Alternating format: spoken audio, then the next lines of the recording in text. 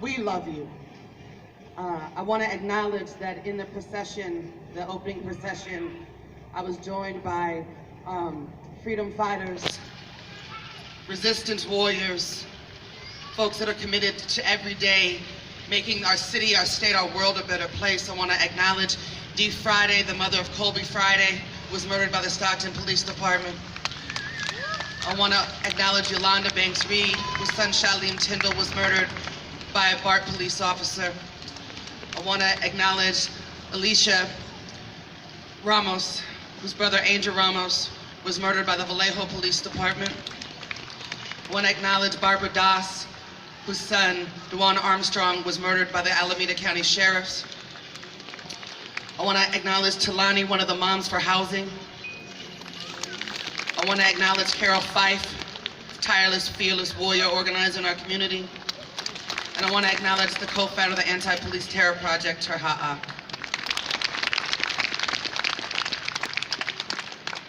Last year, we were approached by Led to Life, which is an organization that is trying to heal our world by turning weapons of destruction into into tools of rebuilding, replanting our earth, hence the shovels. Those are made out of weapons.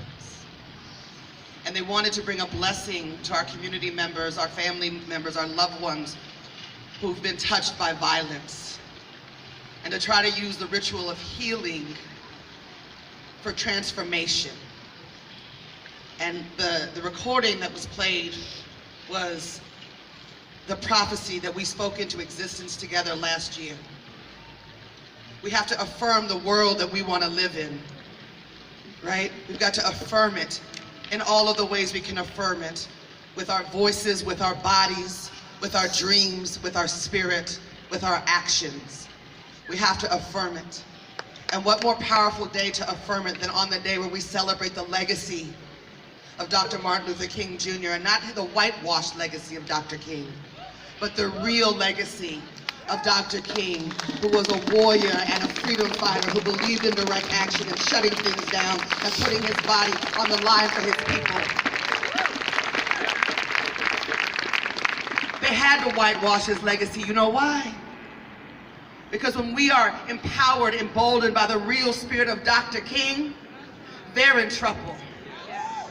And not only have they whitewashed his legacy, but they've tried to convince us that resistance is violence. That those of us who dare to resist and dare to speak out and dare to put our bodies on the line, that we're the violent ones. But I say to you that every single thing we do is out of a deep, deep love for our people. They are actions of love. They are actions of healing. There are actions of regeneration. And I know it's very easy to look at where we are right now on this planet, not just here in Oakland, but across this country, across this globe, and become despondent and afraid. But I say to you that things are changing. They are shifting. They are moving. And they're moving to a place where we are all going to be able to live, not just live, but thrive.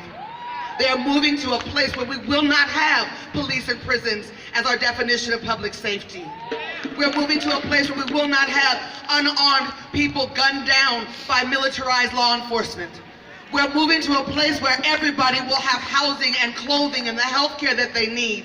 We're moving to a place where all bodies can walk safely or move safely down the street.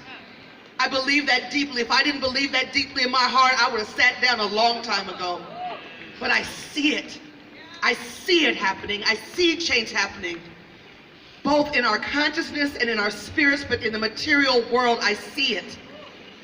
We just have to keep going. Will you keep going? Will you keep going?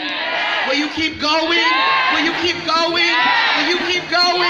Will you keep going? Will you keep going? Will you keep going? Together we will win. We will win. Say it. We will win. We will win.